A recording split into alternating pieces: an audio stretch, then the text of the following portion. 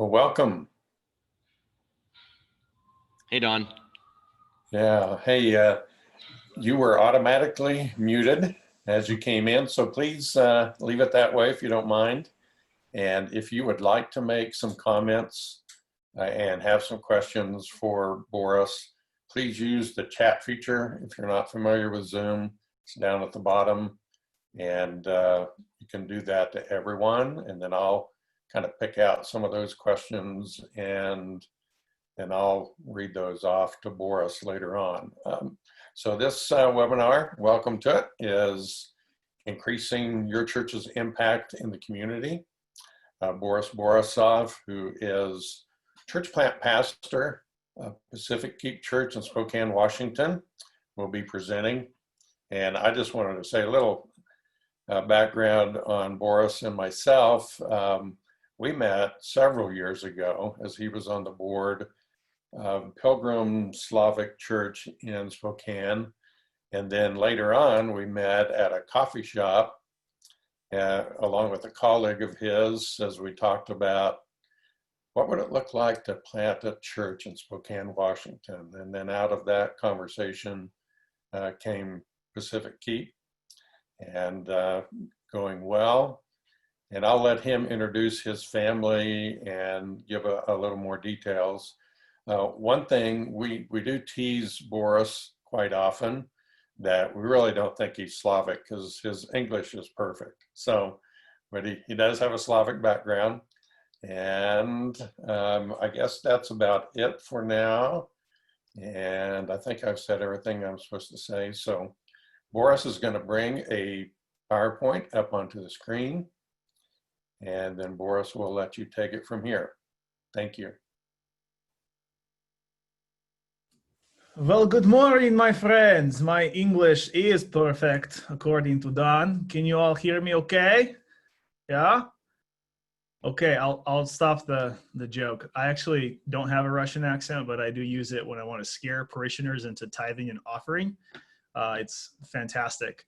But it's great to be with all of you. Good morning or good afternoon, I guess. You're in different parts of the country. So yeah, like Don said, we were dreaming a little bit. This was 5-6 years ago about church planting and impact in our community. But before I get going, quick question, just maybe thumbs up. Do you guys see the screen that I'm sharing, the presentation?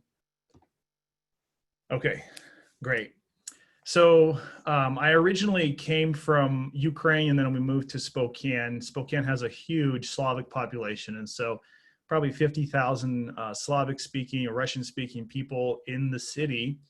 And there are about 23 to 25 Russian speaking churches. And so over the course of 20 years, as I was growing up in the church and I was leading youth group, we started to really ponder, well, how do we get the young people not to leave the church? Now, really, that's a question most churches face, but we sort of had a double whammy, a double layer of problem. One was sort of the generational gap, right? Parents and young people, but also we had a cultural gap. So the culture that was Russian or Slavic that we grew up in really didn't speak to the American or English speaking culture in our city. And so a lot of our cultural elements, like how to dress and how to worship, were tied to what in our old church was like doctrine. But really it was cultural. It wasn't really doctrinal.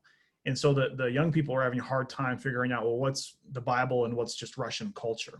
And so we decided with the leadership that it's better to have a separate speaking, sort of English speaking church so we can attract and retain and sort of help the younger folks in the Slavic community transition into just regular Spokane/American culture, but also, you know, if the church is about making disciples, you have to bring your friends along who are English speaking. And so sort of that's the origin story of our church called Pacific Keep.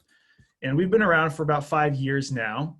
I'm the lead pastor. First few years we were bivocational, and then we came on board full time about 1.5 years ago with my family.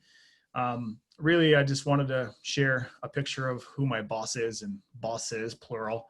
I'm surrounded by girls, and it's a new world for me because I grew up with brothers only.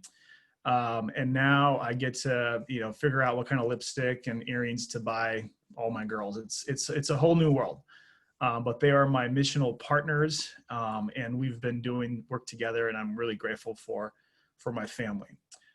So our church, Pacific Keep Church, we actually meet in downtown, the central hub of our city. And about a year and a half ago, we had an opportunity to partner with something called the Office of Church Engagement through Whitworth University. It's the school that I went to. And what it was just a dream of how do we get multiple churches to start talking about how do we impact our community? Because everybody's sort of doing their own thing. How do we collectively come around the idea of mission? And so we formed this thing called Called to the City. And we wanted to listen to the voice of our city, the needs of our city, and start to pray for our city across sort of the board of churches who profess Jesus Christ as Lord. And so what today really is a presentation in two parts. One is just, I want to walk you through some of the things we discussed and talked and explored in terms of sort of the theological foundation for why we need to get involved and engaged in our communities outside of just sort of our church programs. And then number two, I wanted to bring some case studies or examples of what that led to in terms of projects and initiatives. So share some stories. And I'm trying to get this, I'm going to try to get this done about 45 minutes and leave maybe 10, 15 minutes at the end for questions. So that's sort of the format for today. So we put together something called a calling community, called to the church or to the city. And we had 25 local churches, and we met through all of 2019. And we really wanted to ask these three questions. How do we help empower involvement in the life of the city and each specific neighborhood? Number two, we wanted to kind of look at, okay, if we're going to be involved, we need to know the urban framework, like who are our neighbors? What are the demographics of the neighborhoods that the churches are dealing with? How does it impact engagement?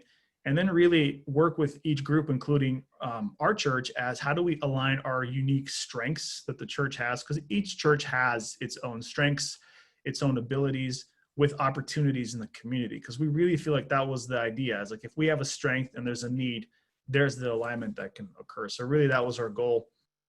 And we started talking about this idea, and this is, I think, foundational for all engagement in the community. So as a church, a lot of times we tend to think that God resides in what we're doing, and he does for sure. But this idea of what we call Missio Dei, which is the mission of God, that God is acting in the world, in the church and outside of the church, meaning God is up to something in the world. God is active, and so he's redeeming the entire creation, right? Like this is the idea of, I think it's Romans 8, where we read in scripture that all of creation kind of anticipates. And how do we as a church lead with that? Ask the question, hey, what is God up to in the world? And how do we come alongside and partner with that? One author put it in an interesting framework that we've talked through, which is God doesn't send the church in mission. God is already in mission. And we're not just about our own initiatives, but we wholly exist to figure that part out and kind of move forward and find what that thing is. The model that we kind of looked at, and this is the model we at Pacific Keep Church really have adopted from the very beginning, which has led to some interesting ways of doing programs, and I'll share about that a little bit later. But if you look at scripture and the New Testament and the Old, God sort of shows up in a place and culture, right? The main verse that we see this is John chapter 1. Really, this is the culminating, this is the pinnacle of like what God is doing in the incarnation, right? The Word became flesh and dwelt among us, and we have seen his glory as of the only Son from the Father, full of grace and truth. And the highlighted phrase there in blue, among us. So where is Jesus among us today? And how do we see that?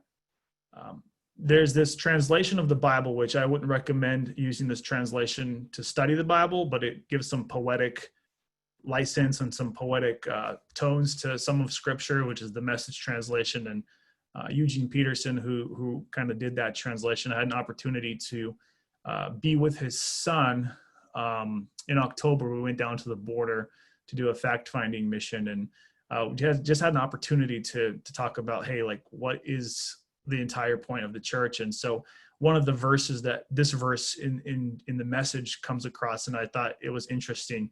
So the word became flesh and dwelt among us is translated as the word became flesh and blood and moved into the neighborhood. And, when I heard it that way, I was like, that's interesting. Like, what if Jesus had moved into the house down the street or the house next door? How would that impact how I live my daily life? I would probably, well, first of all, if Jesus moved in next door, I would probably be over there soliciting a lot more. I'd be out knocking on the door. I'd want to kind of hang out with him and know what's up. And so the question is, like, does the world or does the community feel like there is a sacred presence in their neighborhood or in their city because of our church? Like, do they know that that's the place where they can go to receive prayer and to be uplifted and to get some needs met? So that's sort of the framework that we were discussing and going through. One of the most sort of groundbreaking works in the whole missional theology field was David Bosch, who wrote a book about mission. And I really love this quote from him. And it's the idea of this separation of thought and action. And so he was basically saying that at some point, as the church moved from the Reformation to today, and this was a good thing, right? We talked a lot about theology and doctrine, and those are all great things.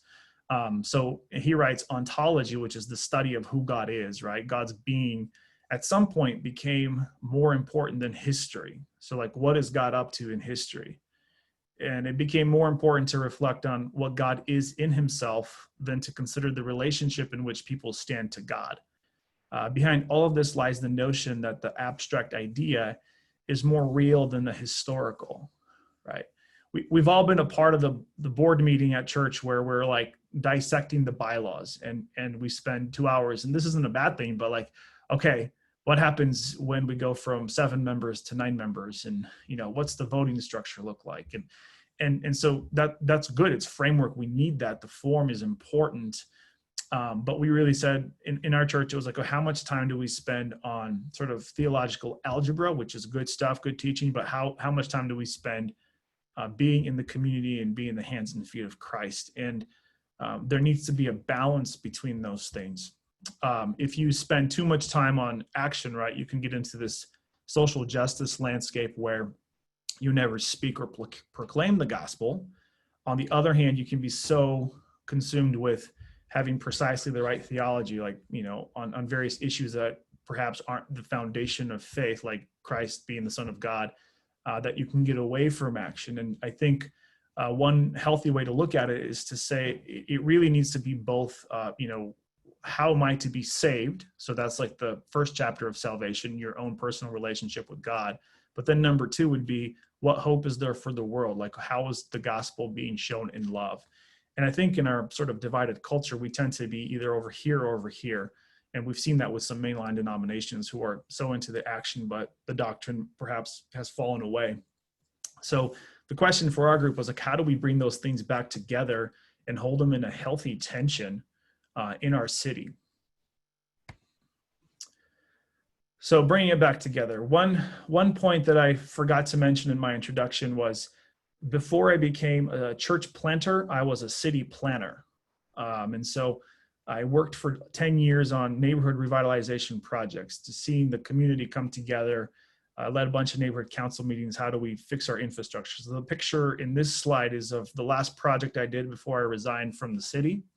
And it was a huge $8 million ripping up of a street and repaving it to improve traffic flow and improve pedestrian sidewalks and the way people experience the street. And it was really interesting because we had, I think, over 250 negative comments directed at me as the lead planner about how this will ruin their life and ruin the neighborhood. And, there were church groups involved and businesses involved, and it was really, really messy. But what we were really trying to do was, it was the work of, we have a bad street. There's a lot of pedestrian fatalities on this street, and something needs to be done about it. And we want everybody in the room, like, figuring out like a big puzzle, how we're going to do that. And it was never 100%, everybody wanted a piece of this and how to redesign it. But it was a messy process. It was a painful process, but at the end, after it was all said and done, it was one of the more successful projects in the city, right? Now we have, well, before COVID, at least, it was a thriving business district. And the reason I use that as an example, it's like, okay, the church is the same, right? We're in a neighborhood, we're in some context, and we want to be at the table with other stakeholders who are maybe not the church, but we want a voice. We want the community to say, hey, we want to know what the church is doing here. We want them at the table. And oftentimes we're not. I know our church has struggled with being at the table in community, in the civic life of the city, because we're so busy doing our own like worship service and things that are important to us. So the Missio Dei is like, how do we take God's mission to restore all of creation and have the church participate, not just having our own brand, but alerting people to God's reign. So for us, it really came down to having impact in the community. It means to be missional and following God. So this holistic approach to salvation, being involved in the civic and corporate life of the neighborhood, our city. Contextualization simply means to communicate within the culture, adapting to it, but not adapting to its standards necessarily, but challenging some of cultural standards once we're accepted at the table. It just froze. Can you guys still hear me? Okay. And then reciprocal and communal. So sin as a violation of God's shalom, Jesus' death as victory over sin, the powers of this world, and mission as incorporating people into this new community called the church that works to redeem society, at a local level. So again, what hope is there for me to be saved, but also what hope is there for the world? Those two questions must be asked. Really, I think the verse that summarizes what we're trying to do here, theology plus action married together to have impact in community, can be done in the Lord's Prayer, right? Matthew 6:10, your kingdom come, your will be done on earth as it is in heaven.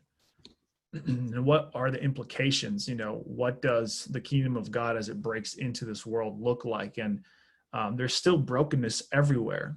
I've always pondered and thought about this idea that, for every one person that Jesus healed, there are probably a few hundred others he never got to. And you always ask, well, like, what is the point if we're going to do all good works in the city? There's still too much, negative. And the idea isn't to fix every problem. In fact, I think the church shouldn't be tasked with that. I think the church should be tasked with alerting people to the reality that there will be a new heaven at some point when God comes back and makes all things new. And if we can be impactful in the community, the analogy that I use is maybe we're not the full meal, right? Jesus is the full meal, and the kingdom of God and heaven is the full meal, but we are sort of like the appetizer. When you go to a restaurant and you order an appetizer, it sort of whets your appetite as you're getting ready for that ribeye steak. Something's coming, something's good. Well, can we be that appetizer? Can we just do enough where people go, their senses become aware that there's goodness, being the salt of the light.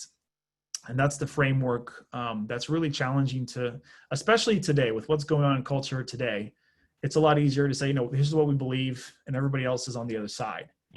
And there's definitely a temptation to go there because it also seems like within the church, if you listen to outside voices who don't hold your doctrine or your theology, sometimes you're assumed to be okay with the other side or with the culture. And I think there's a distinction between listening and agreeing with. You can listen and not agree with, and you can also not agree with and serve through various things, the community.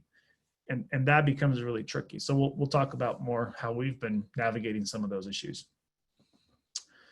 So a couple of slides I wanted to show. This is I'm borrowing from a gentleman named Dave Hillis, who's the executive director of Leadership Foundations. They do a lot of work around the world where they bring together churches, nonprofits, governments, and other local organizations to what they would call people of goodwill and of good faith to bring some goodness and light to various cities. And so these are some really interesting slides that he provided for me to use for today.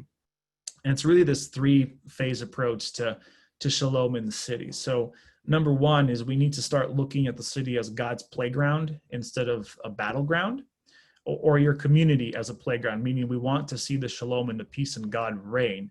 Now, sometimes that comes through battle, but at the end of the day, we're trying to be that appetizer. So theologically speaking, when we engage our community, if we start looking that God is the friend of the city or God is the friend of the community, from Jeremiah 29:7, you have that famous verse, seek the peace of the city where I have sent you into exile, and pray to the Lord on its behalf.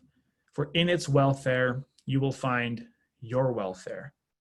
Of course, this is very groundbreaking and very, actually, it's a little bit crazy for the people hearing this from Jeremiah, because they're in enemy territory, and God basically tells them that I'm a friend of your enemies. And not only that, he tells them that the key to your own salvation is in the welfare of these people that you consider your enemies. Which is very different from let's get out of exile as fast as we can and get back to, Israel and back to Jerusalem. From a sociological perspective, it's like, do we look at other people in the city as colleagues, or are they against us? And, Jesus, when he called his disciples, they weren't necessarily perfect Jesus followers when they started, and even throughout, you have Judas who actually betrayed Jesus, but he called people from different types of backgrounds. You had fishermen, you had noble birth people, zealots, you had a tax collector in there, and even a skeptic all the way through the resurrection who really doubted that Jesus came back from the dead. But he considered those 12 his colleagues and his friends. And I think part of the way we can look at the world is not everybody's going to agree with us, but as long as we have a core group of Christians who believe in Jesus as Lord and we're strong in our convictions, we can also work with others outside of the church in a meaningful way. And economic, there's enough for all. I think the gospel and impact in the city really needs to revolve around not scarcity, but abundance. With God, there is always abundance of love and grace and unconditional love towards people.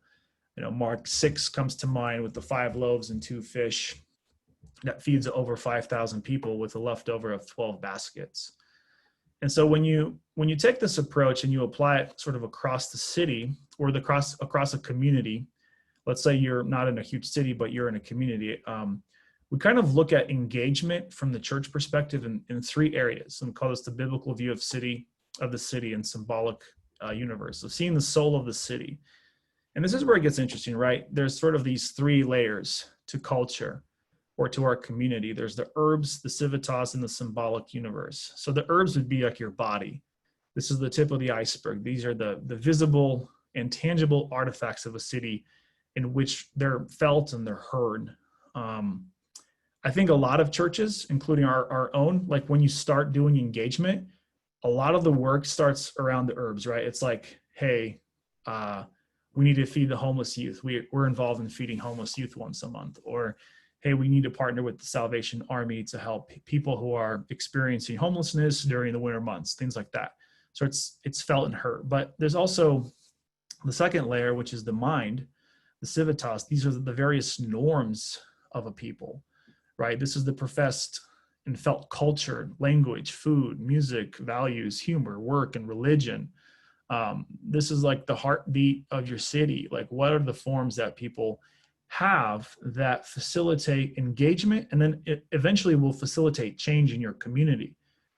As an example, in our city, we have 27 neighborhood councils, and each neighborhood council meets once a month, and they dictate how money is spent and how various populations are impacted. And so one of the first exercises we did with our 25 churches is we helped map and figure out, okay, what neighborhood council are you in? So we're downtown. The neighborhood council is called Riverside, and they meet once a month. Are we at the table? Do they even know we exist, right? So those sorts of questions started to pop up. And then the very bottom is sort of the soul, the symbolic. This is the unconscious, defining symbols and stories and narratives that spark imagination and shape worldview. I think it's very telling what's going on right now across the country with the racial tensions, right? you really are seeing a spillover of this symbolic universe, and it's sort of shooting way up into the herbs part, right? Like everybody's expressing themselves and everybody's saying this is what justice looks like, and now there's fights about it over social media. I think we live in an interesting time. When the printing press was invented, people thought that it would beckon an era of huge progress.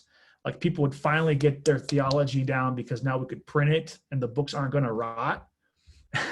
But what you saw after the printing press is errors could be multiplied and spread. False information could have been spread way faster than before. And so what you saw is actually 300 years or something like that of the great European wars as people became more nationalistic and more closed-minded, and they would just reprint sort of their views and things like that and start a bunch of conflicts, right? And this is sort of a side tangent. I didn't have this in my presentation, but I'm just thinking through this recently. I think social media is sort of the new printing press. We thought social media was going to connect us really well, but really now everybody is their own publishing platform for like their version of the truth. And so before, if there was an issue that happened in your city, you would go to your local paper or you turn on your 3 channels on TV. Well, now it's like everybody can speak what they want. And so we're more fragmented. And so how does the church fit in that? How do we become, my prayer is we become a voice of kingdom of God, peace, instead of being just another voice of friction that separates and divides. Okay. Oops.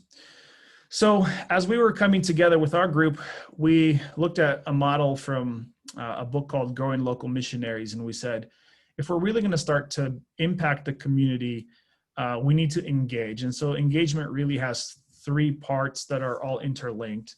The first one is to immerse yourself and to listen. This is the absorbing phase. How do we find out more about the soul, the civic structures, the physical structures of the city? Number 2, as you go clockwise, would be to connect and befriend. So this is relating to people. And then number 3, after you form relationships, then you can participate and enrich. This is where service comes along. And we started with number 1. So the whole year we just did was basically like an immersion / befriending exercise. And we really tried to work with the 25 churches to provide what we call an urban planning lens to this goal, just so people could easily figure out some of the data and who's your neighbor. And so I'll just kind of go into that in a few minutes, what that looked like, and maybe there's some good takeaways for your church that you can do as well. So the immerse and listen is, what have you heard in your community that you influence? Now you're all doing this. I'm sure as pastors, you're talking to people like your neighbors and people in your neighborhood. But a lot of times we stop listening to people outside because we're so consumed with just our own church stuff, right? Befriend and relate. So what connections do you make with stakeholders specifically outside of your church? Doesn't mean that you're doing that instead of shepherding your flock. In addition to shepherding your flock, how do you connect with outsiders? And then participate and enrich. How do you use the church's gifts to meet the needs in the community? Another really cool way of looking at this is from Will Mancini, which is a book that he wrote called Church Unique. And he has these 3 interlocking circles on a Venn diagram. The first one there in the upper left is something called local predicament. So think about that as geography, right? What is your geography? Where are you? Number 2 would be collective potential. So what are your unique capabilities? And number 3, apostolic e-spirit is something he kind of refers to as like, what is your leadership willing to do and willing to go? And where those 3 things intersect, your geography, your gifts, and your leadership will really, where those 3 things meet, that's your sort of most potential impact that you'll have in a city. And the way he breaks it down that I thought was really helpful is this question: what can your church do better than 10,000 other churches? I love the second question of, what is your great permission within the Great Commission, right?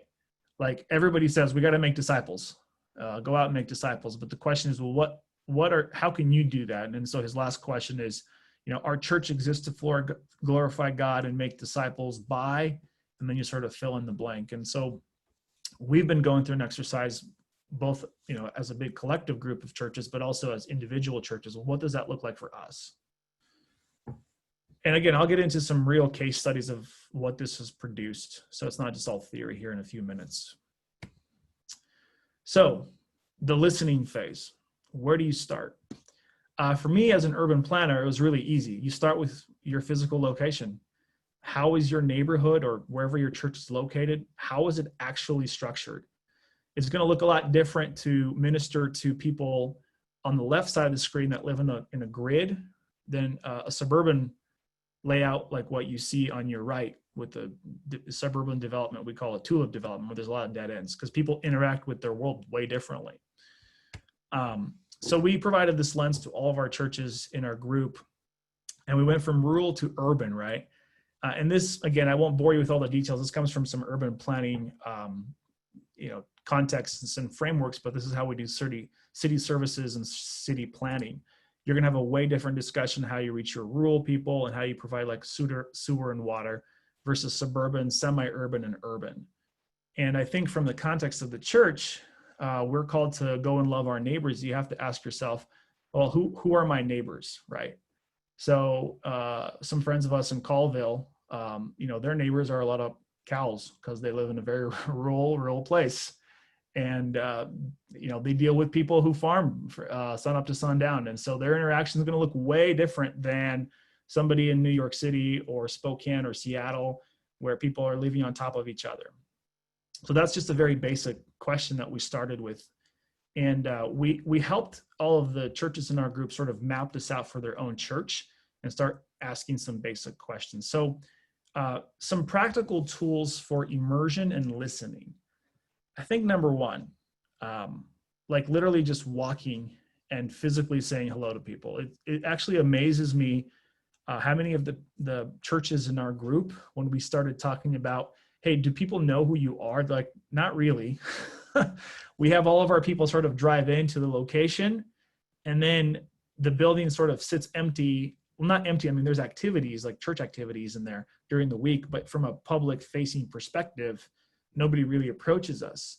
And so our first challenge to ourselves was let's walk the neighborhood. Our own church, we took our whole core team and our entire leadership team, and we walked 10 blocks north, south, east, and west around the church.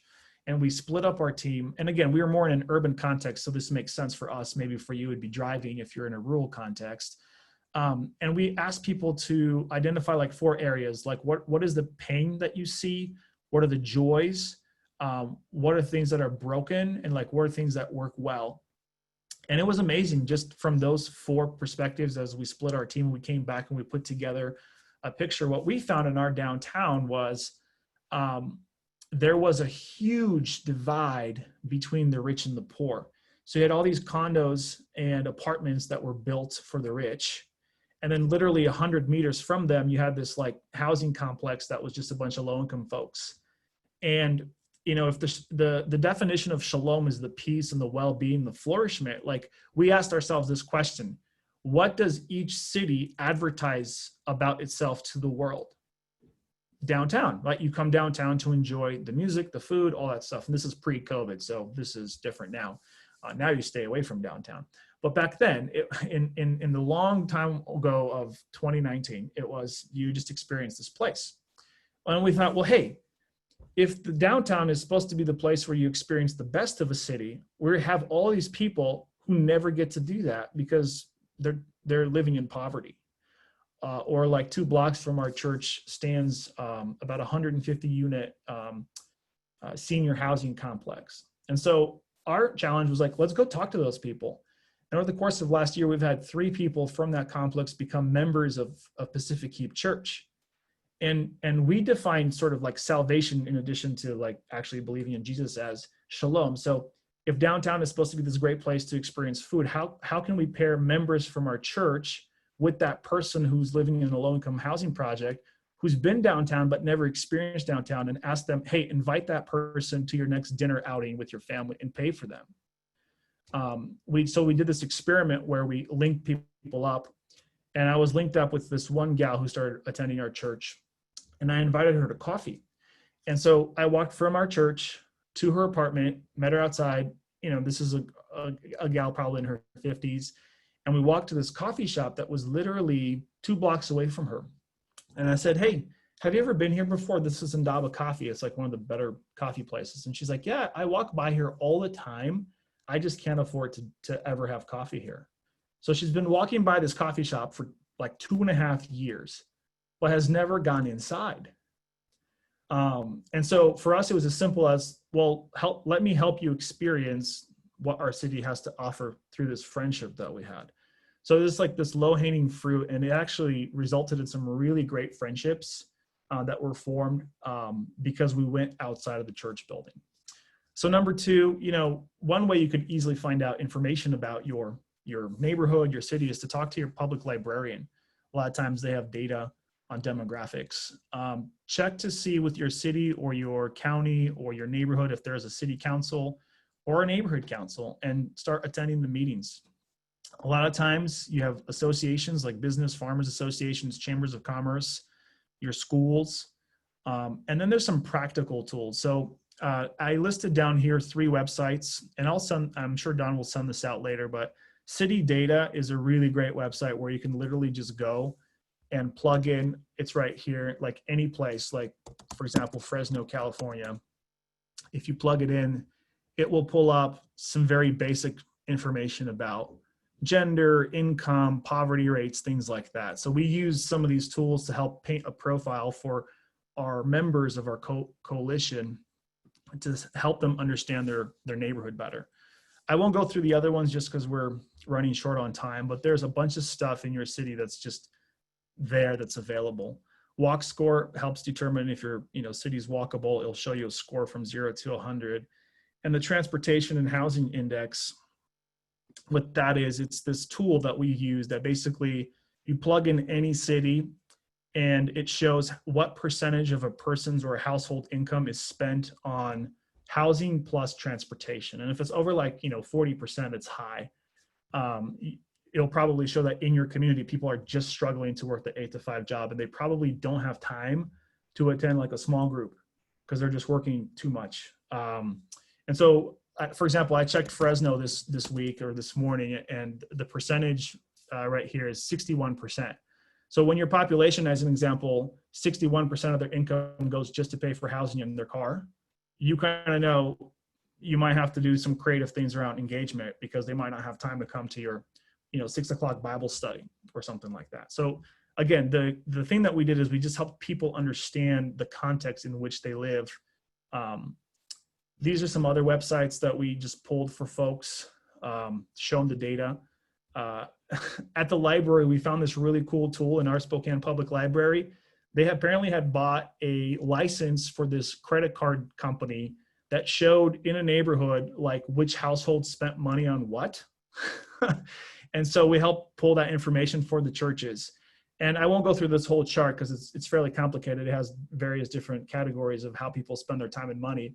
But we were working with one church, and they were really, really excited about launching youth programs. They're like, we want to do youth programs because we have a parking lot, and look how much space we're going to do, a bouncy castle and a hot dog stand and all this kind of stuff. And then we pulled up this credit card company info from the library, and we're like, hey, did you know that 75% of your population is 55 plus, like within a mile radius of your church? And like, no, we didn't know. I'm like, you might want to reconsider youth programs for the 55-year-olds because that's probably not what they're interested in. So it seemed really simple, but it was stuff like that, showing the data. And some of it used to be, you had to be an urban planner, but now a lot of the stuff you can find online pretty easily. So the culminating sort of most pinnacle moment of our entire time together with this group of churches, we invited the city of Spokane leadership to come talk to us. So we had neighborhood services, we had code enforcement, the police department, like all these people showed up, and we just wanted to have a dialogue with the city. And one of the pastors asked, hey, can I just ask you guys this? What does the city want from the church? And there was this long pause, and you could just tell that that question hadn't been asked of the city leaders. Usually the city leaders get a lot of like, hey, do this for us. But no one's asked, hey, what can we do for you? And so they all kind of looked at each other. They kind of looked at me because I used to work with them for 10 years. And they're like, well, we're not sure what you can do, but let's start with what things that you should stop doing. And everybody's like, what? And the first thing that they said is, can you please stop feeding the homeless and giving them stuff under the bridge? And of course, the churches were like, what are you talking about? Like, that's our bread and butter. That's what we do. And they're like, yeah, we're fine with you working with like Union Gospel Mission. And they kind of named a few organizations that they really trust to give them the supplies, give them the food, give them the sleeping bags, and have them distribute. But what we're seeing is all of these individual churches without coordination are just sort of popping up, right, and giving stuff out. And then literally that year that they talked to us, after the weather gets warmer, all that stuff sort of just gets dumped under the freeway. And last year, I think the city spent close to $200,000 cleaning it up. And so here was the church trying to be helpful, but in the city's eyes, they were creating a $200,000 problem. And so there's a little bit misalignment. And so now there's like this homeless coalition and there's more coordination. So that was just one example of like, wow, some stuff's really misaligned. And our good intentions are perhaps not doing the best thing for the city.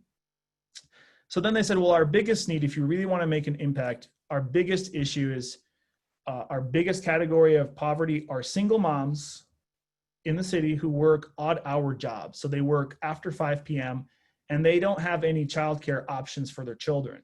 And so they're leaving their children at home, or they can't work, or they're just doing things like going to the job and leaving the kid with the grandma or grandpa, and they're just stuck in the cycle of poverty. And so the city's like, last year we put out a request for proposals. We're just asking churches or any nonprofit out there, can you come up with a program that does after hours childcare?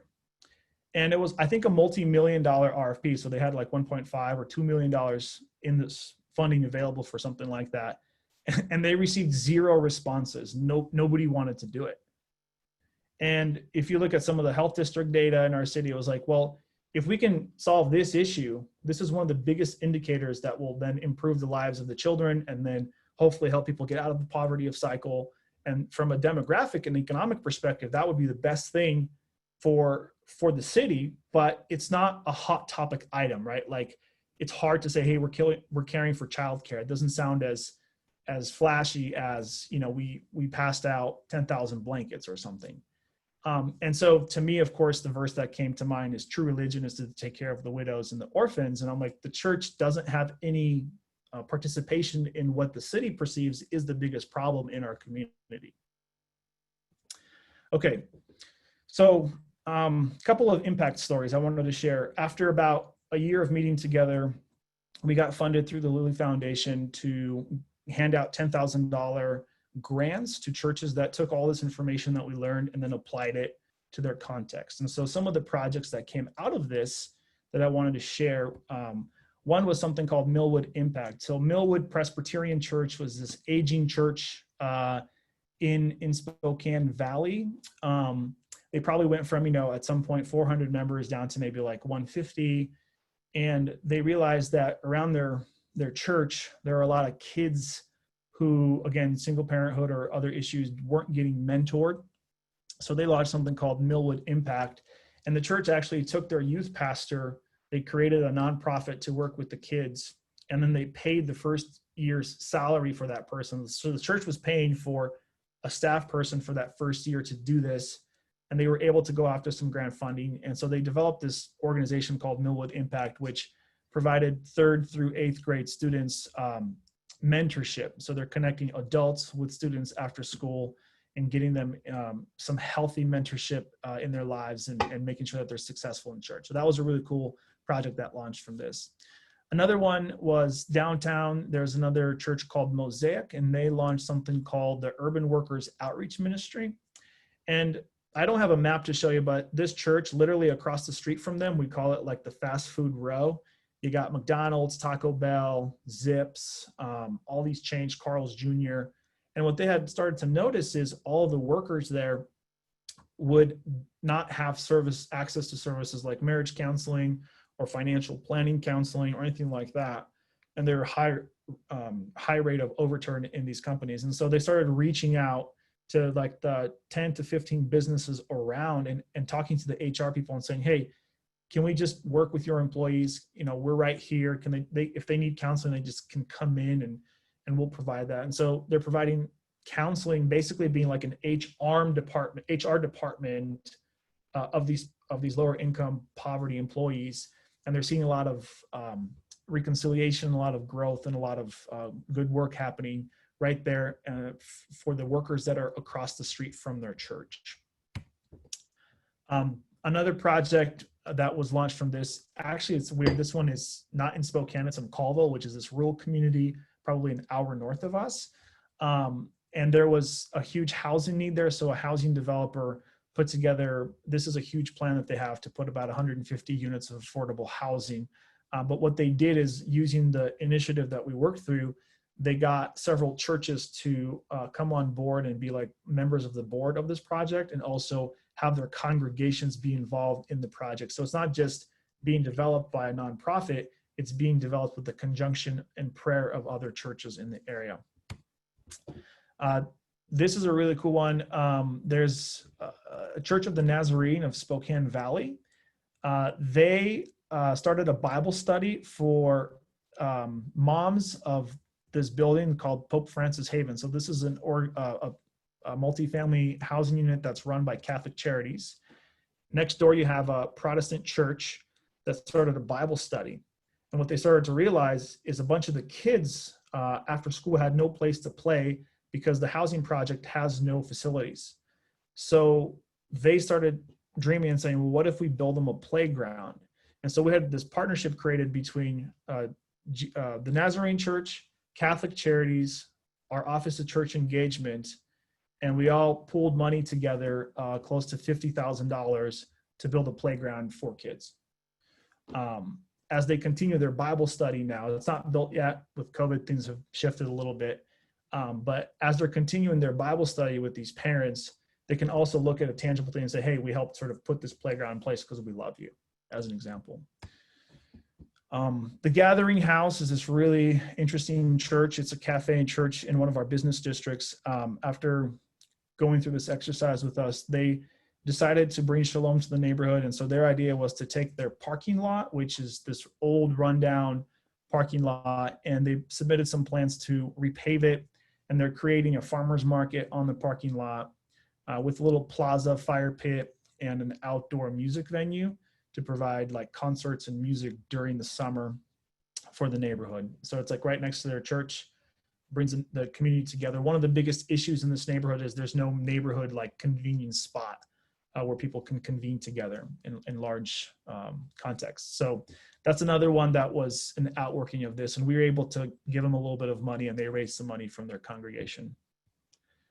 Our church, given the data from the city about the childcare issues, was able to launch something called SMILE, which is Single Moms and Life Empowerment. And it's a group that meets once a month, and they provide support, both spiritual, financial, educational, to single moms in the Spokane area. So that was another initiative that launched. They offer like a fitness program. They offer a Bible study and mentorship for career and job placement. And last but not least, I don't have a slide for it because it kind of got delayed, but my alma mater, Pilgrim Slavic Baptist Church, they were in this, and they're like, well, we don't speak English very well. We're downtown. We don't know what to do. And so we started talking, well, what are your strengths? And they're like, well, we love classical music, literature, and art. I'm like, all right, how can you serve downtown Spokane with those gifts? So they came up with this really interesting project, and they called it Jesus in the Masterpieces of the World. And they got together some art people from St. Petersburg who were at the church, and they're making these replicas of like world famous paintings where Jesus is depicted. And some of their craftsmen are building these beautiful frames for the paintings, and they're going to create what they're calling a mobile art gallery and start showcasing Jesus in the famous paintings of the world during like the first Friday art gallery showcase that runs. And there's a lot of art galleries downtown. So they want to put it up and let this, the paintings do the talking and sort of train their people to talk and interact with people and have an in with like, hey, this is Jesus. Here's some great artwork. And so they're working on something like that. And we're able to fund half of their project through our grants. So again, it got sort of delayed because of COVID, but I thought that was one of the coolest ways to say we don't speak the language, but we're going to let our knowledge of art do the talking. So I rushed through that. That's all I have for today. Are there any questions?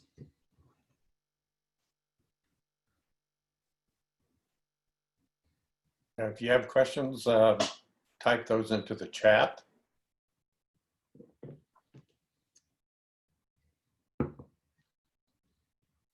So Boris, maybe as we're waiting for others, one question I would have, you mentioned working with churches, fairly broad spectrum. At what point do you say like-mindedness is important? We don't feel comfortable working, for instance, with LDS or, maybe Jehovah's Witness or something on that order. Can you talk about that a little bit? Yeah, absolutely.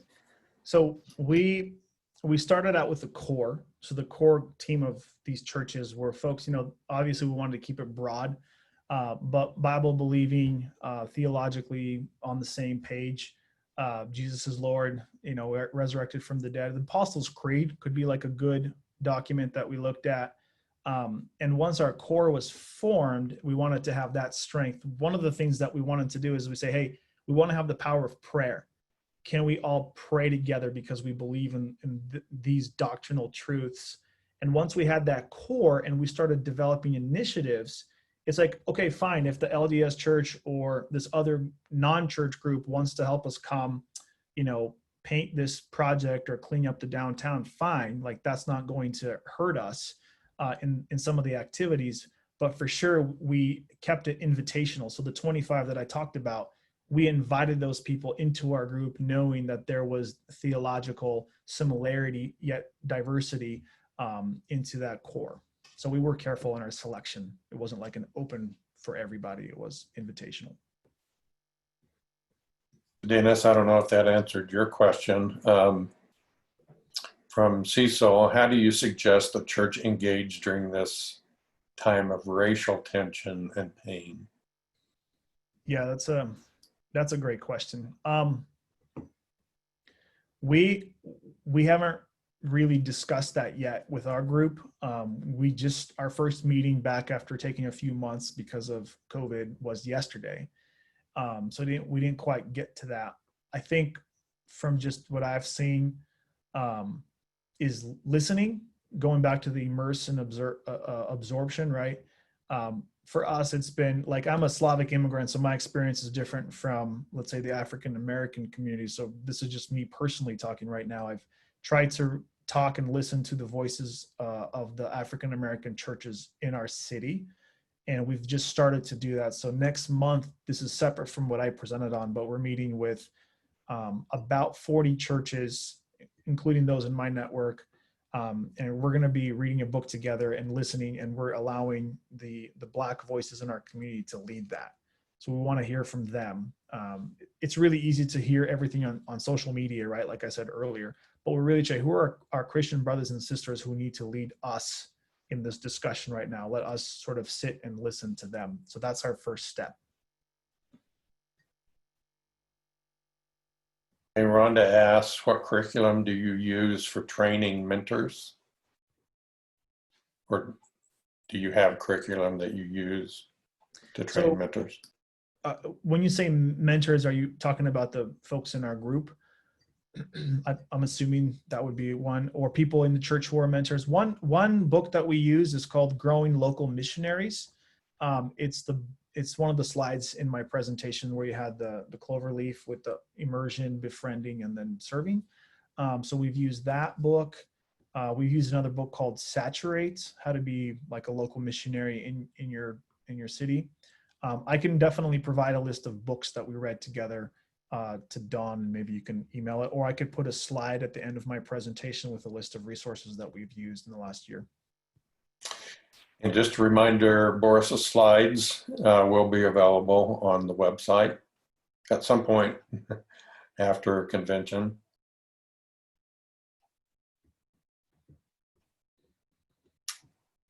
From Moy, it'd be good to hear how churches are continuing to minister inside and outside the church building during this time. Talking about COVID shutdown. Sorry, is there a question? I didn't hear the first part of it. I'm not sure there's a question, but maybe just a little bit more on COVID and what you've done to be creative during this time. Yeah, so one of the things that we've done for the city of Spokane is we've sort of not partnered, but we've looked at our United Way chapter. Now, again, we don't necessarily fall in line with everything United Way does, but they seem to be the best convener of like everything everybody's doing to serve people in Spokane. So they like list all the issues of who needs food, like school children who are hungry right now. And so they list, you can just go on there and click, I can volunteer by providing food. So what we've done with our group is we said, hey, this is the best collection of all the needs in our city. So go to that and try to do something. So we have a program called Bite to Go as an example, where they pack lunches for low-income kids and provide that. So a lot of the churches plugged right into that and had their congregation pack lunches. And then they had like hubs where they would have parents drive in and they would hand out. So instead of trying to recreate the wheel, we just said, we already have organizations doing that. Can we just plug in and just put our name by it and say, this is Pacific Keep Church doing that. So that's like broadly citywide, but then locally for just our church, we've asked our church members, like, what are your needs? And we've paired up those needs with either financial gifts from the church or physical donations of food. It just depends on your context. But my big point is, like, if somebody's already doing a good job, like your Salvation Army, like they probably need some extra helping hands. Don't try to recreate the wheel. Just partner with somebody.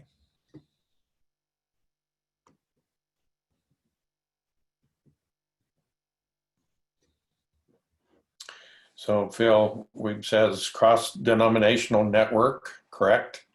How have you kept the focus from falling into theological arguments and differences? So because we have focused on the like I said, God's action versus arguing about theology, we've sort of focused on how do you help your neighbor in your context. And again, because we self-selected who we invited, there hasn't been much room for a lot of like theological sort of debate. Our whole purpose was, hey, you have a church, you're in this neighborhood, how do we help you better know your context? And then let's share what you're learning from that and how you can serve. So the conversation has always been about, how do I use my gifts, my building, my church, my money to serve those in need? And when you're working in that world, there seems to be like less debate about, Reformed theology versus non-Reformed theology. It's not the arena that it was set up to do that sort of argumentation in the first place. Any jealousy that arises, when there's a church that has great success, something they've tried, or maybe a church saying, well, okay, we're going to do that now too, which they may, but any of those kinds of conflicts where it's just kind of. We had one situation where one of the people at the table, they weren't a church, they were a nonprofit housing provider, right? And so the conversation was like, well, they're Christian and they're very solid theologically, and they attend a church that's very solid, but they're doing the separate thing. And so the discussion was like, well, do we fund them or do we fund the church, right? And what we came away with was the entire purpose of this project, for lack of a better word, is to empower congregations to be involved. And so while the congregation doesn't know how to build houses, we wanted buy-in from the congregation. So we went back and said, hey, yeah, we're good with the funding. We love the project, but can you have more buy-in from the congregation? We want the congregation to know what you're doing. We want the congregation praying about your project. We want the congregation going and doing site visits and seeing what's happening. So that was the only sort of rub we had. We don't want you doing standalone projects, and we'd rather it go slower, but have your people involved so they can see the work that's happening outside of your typical Sunday service. Because when you do service, and someone once said, whatever you call people with, that's what you disciple them into. And so a lot of us have discipled our people not into necessarily serving others, but into attending a worship service. And COVID has really wrecked that. And we've always thought, well, maybe God is using this as an opportunity. So that's been the only sort of tension, and it's been a good one for us.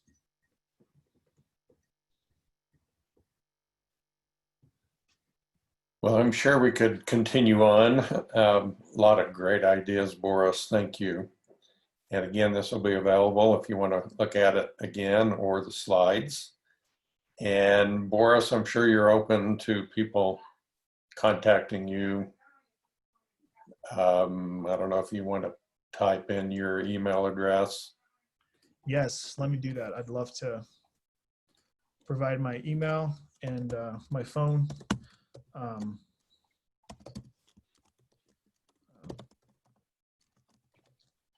So as Boris is doing that, just a reminder, the next session will be at 11 a.m. Central tomorrow, and that will be a webinar, Increasing Our Impact Through Generosity, with John Wiebe and MB Foundation guys. So you'll be using your same Zoom link, but Lori will be sending out a new email that will be in your inbox in the morning, so you don't have to go searching for it again. Or you can save it and put it in a folder, whatever you might want to do. But it'll be the same Zoom link for tomorrow.